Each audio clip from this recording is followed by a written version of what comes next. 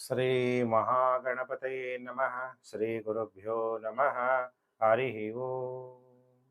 ಓಂ ನಮಃ ಶಿವಾಯ.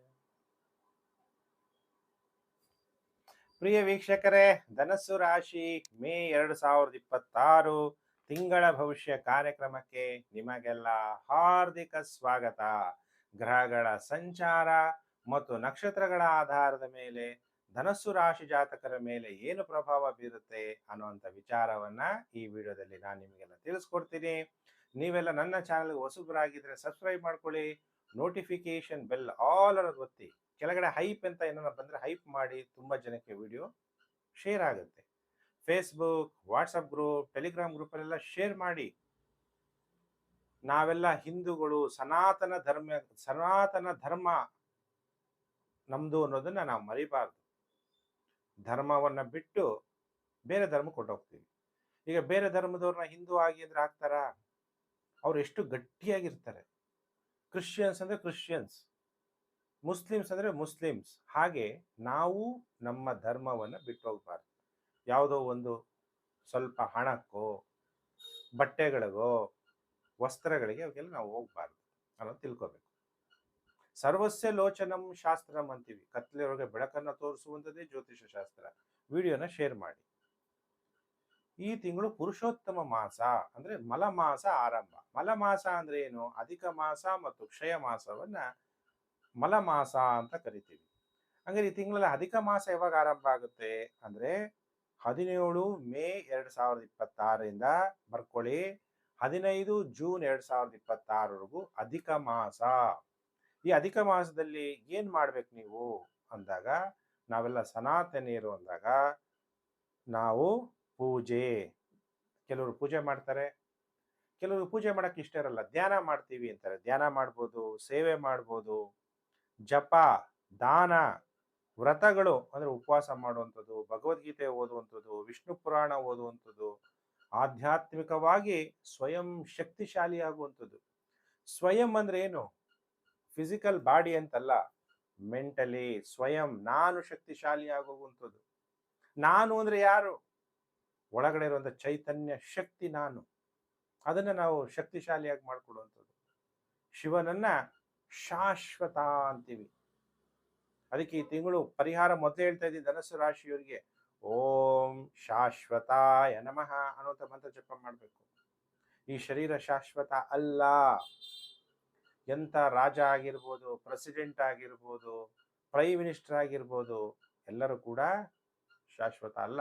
ಶಾಶ್ವತ ಯಾವುದು? ಒಳಗಡೆ ಇರುವಂತ ಚೈತನ್ಯ ಶಕ್ತಿ. ಆ ಶಕ್ತಿ ಯಾವತ್ತು energy neither be created nor be destroyed, it can be change from one form to another ಅಂತ ಸೈನ್ಸ್ ಅಲ್ಲಿ ಹೇಳ್ತೀವಿ.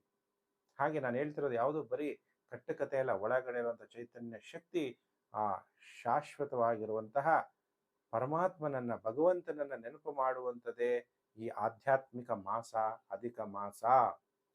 ಹಾಗಾದ್ರೆ ಈ ಮಾಸ ಯಾಕೆ ಅಧಿಕ ಮಾಸ ಅಂತೀವಿ? ಈ ಟೈಮಲ್ಲಿ ಏನ್ ಮಾಡಬಾರ್ದು? ಮದ್ವೆ ಮಾಡಬಾರ್ದು, ಗೃಹ ಪ್ರವೇಶ ಮಾಡಬಾರ್ದು, ನಾಮಕರಣಗಳು ಮಾಡಬಾರ್ದು, ಭೂಮಿ ಪೂಜೆ ಮಾಡಬಾರ್ದು, ಯಾವುದೇ ಹೊಸ ವ್ಯಾಪಾರಗಳನ್ನ ಆರಂಭ ಮಾಡಬಾರ್ದು.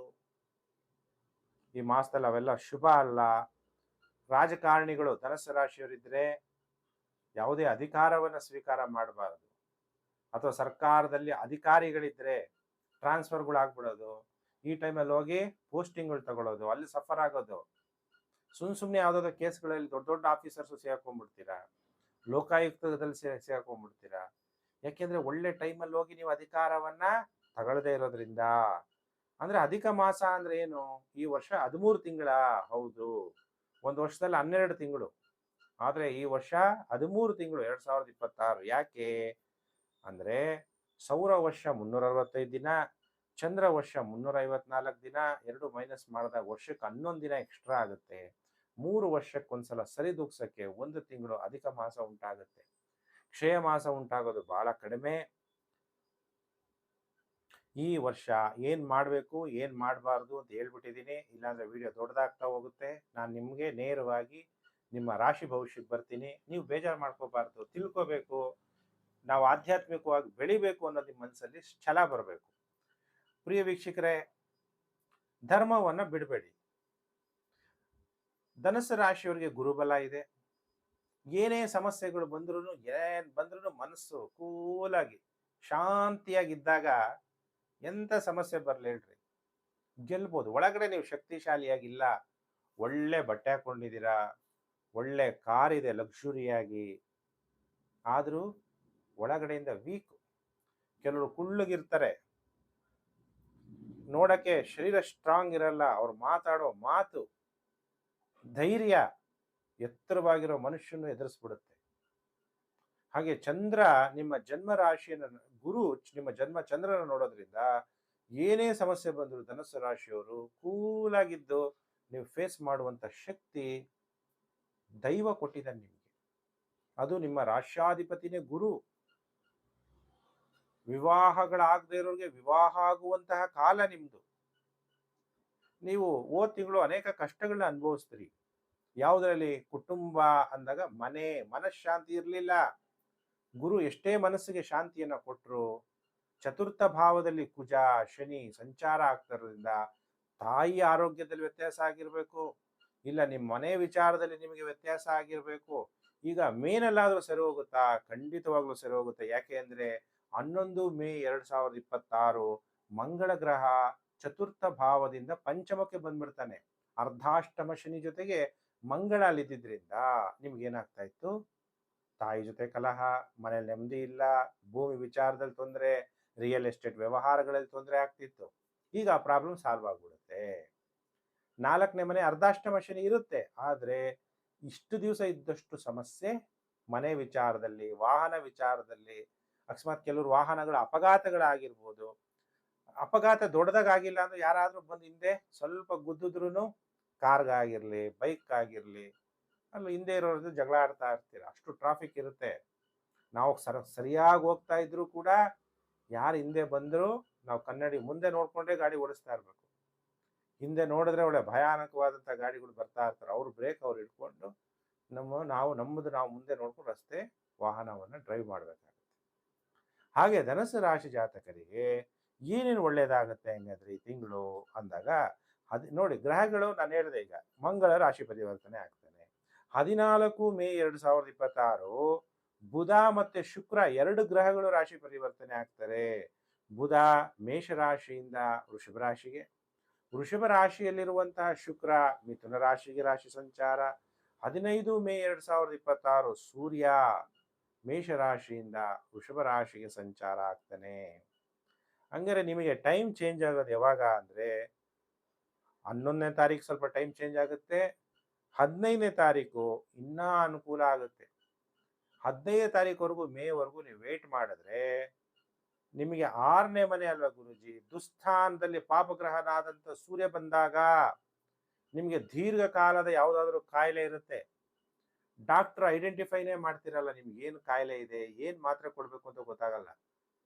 ಸೂರ್ಯ ಯಾವಾಗ 6ನೇ ಮನೆಗೆ ಬಂದ್ಬಿಡ್ತಾನೋ ದೀರ್ಘಕಾಲದ ವ್ಯಾಧಿಯಿಂದ ಮುಕ್ತಿಯ ಹೊಂದ್ತೀರ ಧನುಸ್ಸು ರಾಶಿ ಜಾತಕರು.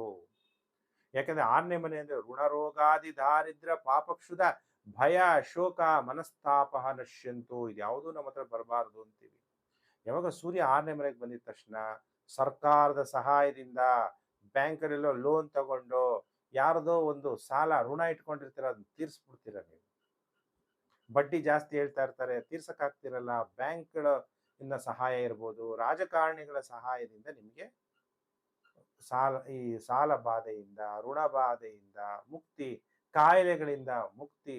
ನಾನು ಜಯ ಪಡಿತೀನ ಗುರುಜಿ ಅಂದ್ರೆ ನಿಮ್ಮ ಜಯ ಅನ್ನೋದು ನಿಮ್ಮ ಜನ್ಮಸಿದ್ಧ ಅಧಿಕಾರ ಅಂತ ತಿಳ್ಕೊಂಬಿಡಿ.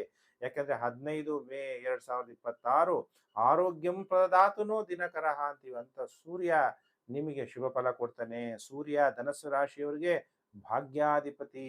ತಂದೆಯ ಸಹಾಯದಿಂದ ದೈವ ಸಹಾಯದಿಂದ ಗೆಲುವನ್ನ ಸಾಧಿಸ್ತೀರಿ. ನೋಟ್ ಮಾಡ್ಕೊಂಡ್ಬಿಡಿ, ಇದು ಗ್ಯಾರಂಟಿ ಆಗೇ ಆಗುತ್ತೆ. ಸೂರ್ಯ ಚೆನ್ನಾಗಿರ್ಬೇಕು ನಿಮ್ಮ ಜಾತಕದಲ್ಲಿ. ನಿಮ್ಮ ಜಾತಕದಲ್ಲಿ ಸೂರ್ಯ ಅಷ್ಟು ಒಳ್ಳೆ ಬಿಂದುಗಳನ್ನ ಸರ್ವಾಷ್ಟಕ ವರ್ಗದಲ್ಲಿ ಕೊಟ್ಟಿರಬೇಕು. ದಶಾಭುಕ್ತಿ ಏನ್ ನಡೀತಿದೋ ಗೊತ್ತಿಲ್ಲ, ಅದಕ್ಕೆ ನಿಮ್ಮ ಜನ್ಮ ಜಾತಕ ನೋಡಿದಾಗ್ಲೇ ಪರ್ಫೆಕ್ಟ್ ಆಗಿ ಭವಿಷ್ಯ ಹೇಳಕ್ಕಾಗೋದು. ಇದು ಗೋಚಾರ ಫಲ ನಡಿಲೇಬೇಕು. ಆದ್ರೆ ಸೂರ್ಯನ ಸ್ಥಿತಿ ಹೇಗಿದೆ ನಿಮ್ಮ ಜನ್ಮ ಜಾತಕದಲ್ಲಿ ಅನ್ನೋದು ನನಗೆ ಗೊತ್ತಿಲ್ಲ ಅನ್ನುವಂಥ ವಿಚಾರ ನಾನು ಹೇಳ್ತಾ ಇದ್ದೀನಿ. ಆಮೇಲೆ ನಿಮಗೆ ಶುಭ ಫಲ ಧನುಸು ರಾಶಿಯವರಿಗೆ ಬುಧ 6ನೇ ಮನೆ ಸಂಚಾರ. ಬುಧನು ಶುಭ ಫಲ ಕೊಡ್ತಾನೆ. ಯಾರಿಂದ? ಬುಧ ಅಂದ್ರೆ ಎಷ್ಟನೇ ಮನೆ ಅಧಿಪತಿ? ನಿಮಗೆ ಸಪ್ತಮಾಧಿಪತಿ. 6ನೇ ಮನೆಗೆ ಬಂದಾಗ ಶುಭ ಫಲ ಕೊಡಲ್ವಾ ಅಂತೀರ. ದಶಮಾಧಿಪತಿ. ದಶಮ ಅಂದಾಗ ಏನು? ಕರ್ಮ.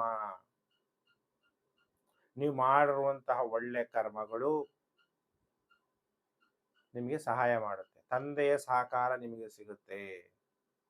ನೀವು ಮಾಡ್ತಿರುವಂತಹ ಉದ್ಯೋಗ, ಏನ್ ಕೆಲಸ ಮಾಡ್ತಾ ಇದ್ದೀರಾ ನನಗೆ ಗೊತ್ತಿಲ್ಲ. ಭಾಷಣಗಾರರಾಗಿದ್ದೀರಾ ಅಥವಾ ಟೆಲಿ ಕಾಲ್, ನಮಗೆಲ್ಲ ಇಂಗ್ಲಿಷ್ ಬರುತ್ತೆ, US ಇಂದ ಎಲ್ಲ ಕಾಲ್ಗಳು ಬರುತ್ತೆ, ಮೆಡಿಕಲ್ ಇರ್ಬೋದು, ಬೇರೆ ಅದನ್ನ ಅರ್ಥ ಮಾಡ್ಕೊಂತೀರಾ. ಈ ತರ ಕಾಲ್ ಸೆಂಟರ್ಗಳಲ್ಲಿ ಕೆಲಸ ಮಾಡುವಂಥವ್ರು, ಸೇವೆ ಮಾಡುವಂಥವ್ರು, ಮನೆಗೆ ತಗೊಂಡ್ಬಂದು ಊಟ ಕೊಡುವಂಥವ್ರು ಇರ್ಬೋದು. ಹೋಟ್ಲಲ್ಲಿ ಬುಕ್ ಮಾಡಿಕೊಡ್ತಾರೆ, ನಿಮಗೆಲ್ಲ ಆನ್ಲೈನಲ್ಲಿ ಬಂದ್ಬಿಡುತ್ತಲ್ಲ ಅಂತ ಯಾವುದೇ ಒಬ್ಬ ಸೇವೆ ಮಾಡುವಂತಹ ನೀವು ಧನಸ್ಸು ರಾಶಿ ಜಾತಕರಾಗಿದ್ರೆ ನಿಮಗೆ ಖಂಡಿತ ಒಳ್ಳೆ ಫಲ ಪ್ರಾಪ್ತಿಯಾಗುತ್ತೆ. ಗುರುಜಿ ಮನೆಗೆ ಯಾರನ್ನೋ ವಾಹನದಲ್ಲಿ ಡ್ರಾಪ್ ಮಾಡ್ತೀನಿ, ಒಳ್ಳೇದಾಗುತ್ತಾ? ಖಂಡಿತ. ನೀವು ಅದು ಸೇವೆ ಮಾಡ್ತಾ ಇರೋದು. ಸರ್ಕಾರದಲ್ಲಿ ಏನಂತ ಬರೆದಿರ್ತೀರಿ? ಸರ್ಕಾರ ಕೆಲಸವೇ ದೇವರ ಕೆಲಸ. ಅಂದ್ರೆ ಜನಸೇವೆಯೇ ಜನಾರ್ದನ ಸೇವೆ. ಆ ಥರ ನೀವು ಸೇವಾ ಮನೋಭಾವದಿಂದ ರಾಜಕಾರಣಿಗಳಾಗಿರ್ಬೋದು ಅಥವಾ ಸರ್ಕಾರದಲ್ಲಿ ದೊಡ್ಡ ದೊಡ್ಡ ಶಾಸಕಾಂಗ ಇರ್ಬೋದು, ಕಾರ್ಯಾಂಗ ಅಂದ್ರೆ ಅಧಿಕಾರಿಗಳಿರ್ಬೋದು. ನೀವು ಆ ಉದ್ದೇಶದಿಂದ ಸೇವೆ ಮಾಡಬೇಕು ಅನ್ನುವಂಥ ಉದ್ದೇಶದಿಂದ ನೀವು ಮಾಡಿದ್ರೆ ಕಳೆದುಕೊಂಡಂತಹ ಅಧಿಕಾರ ಮತ್ತೆ ಪ್ರಾಪ್ತಿಯಾಗುತ್ತೆ ಧನುಸು ರಾಶಿಯವರಿಗೆ. ಯಾಕಂದ್ರೆ ನಿಮ್ಗೆ ಸೇವಾ ಭಾವನೆ ಇರಬೇಕು. ನಾನು ರಾಜಕಾರಣಿ ಆಗಿದ್ದೀನಿ, ದುಡ್ಡು ಖರ್ಚು ಮಾಡಿದ್ದೀನಿ ರೀ, ಏನ್ ಗೆಲ್ಲಕ್ಕೆ ಸುಮ್ಮನೆ ಗೆದ್ದಿದ್ದೀನ? ಬರೀ ದುಡ್ಡು ಮಾಡಬೇಕು. ಅಧಿಕಾರಿಗಳು, ನಾನೇನು ಪೋಸ್ಟಿಂಗ್ ಸುಮ್ಮನೆ ತಗೊಂಡಿದ್ದೀನ? ಬರೀ ದುಡ್ಡು ಮಾಡಬೇಕು? ನೋ.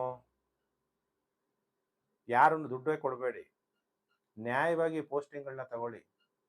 ಈಗ ಅದೇ ಹೇಳ್ತಾ ಇರೋದು ಗ್ರಹಗತಿಗಳು. ನೀವೆಷ್ಟೇ ಖರ್ಚು ಮಾಡೋದ್ರು ನಿಮ್ಗೆ ಎಷ್ಟು ಬರಬೇಕು ಅಷ್ಟೇ ಬರೋದು. ಹಾನೆಸ್ಟ್ ಆಗಿ ಜನಸೇವೆ ಮಾಡಿ. ಯಾಕಂದ್ರೆ ಸೇವಾ ಭಾವದಲ್ಲಿ ಸೂರ್ಯ ಇದ್ದಾನೆ, ನಿಮ್ಮ ಜನ್ಮ ರಾಶಿಯಿಂದ ಸೇವಾ ಭಾವದಲ್ಲಿ ಬುಧ ಇದ್ದಾನೆ. ಜನಗಳ ಸೇವೆ ಮಾಡಿದ್ರೆ ನಿಮಗೆ ಏನ್ ಬೇಕೋ ನಿಮ್ಮ ಮನೋಕಾಮನೆಗಳೆಲ್ಲ ಪೂರ್ಣ ಆಗುತ್ತೆ.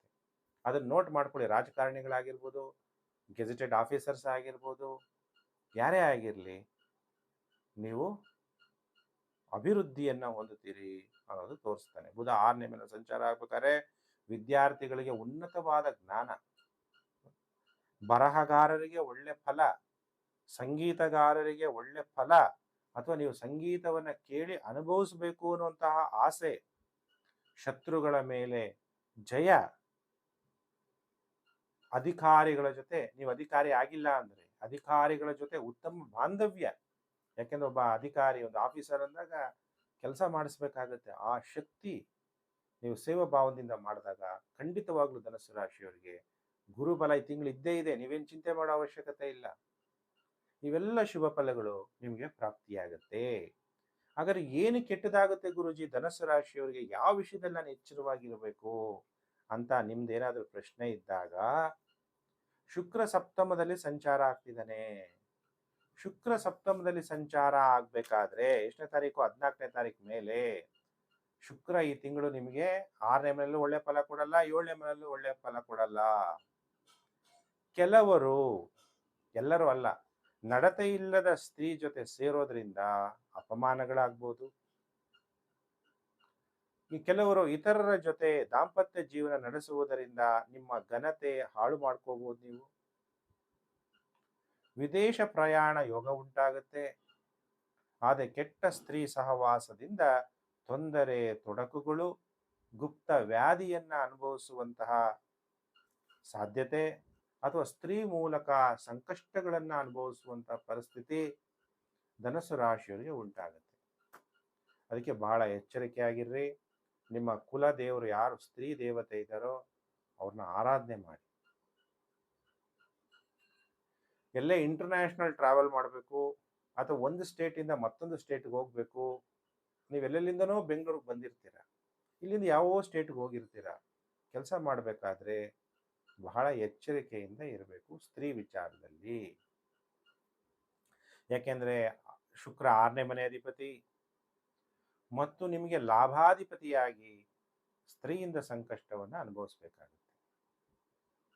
ಈ ತಿಂಗಳು ಸ್ತ್ರೀ ಆಗಮನದಿಂದ ನಿಮಗೆ ತೊಂದರೆ.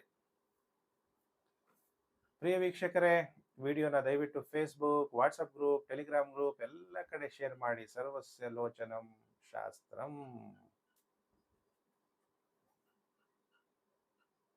ನಿಮಗೆಲ್ಲ ದೇವರು ಒಳ್ಳೇದು ಮಾಡಲಿ. ಸಮಸ್ತ ಲೋಕೋ ಸುಖಿನೋ ಭವಂತು. ಪ್ರಿಯ ವೀಕ್ಷಕರೇ, ನಾನು ಮತ್ತೊಂದು ವಿಡಿಯೋದಲ್ಲಿ ಮತ್ತೆ ನಾನು ನಿಮ್ಮನ್ನು ಭೇಟಿ ಮಾಡ್ತೀನಿ. ನಮಸ್ಕಾರ.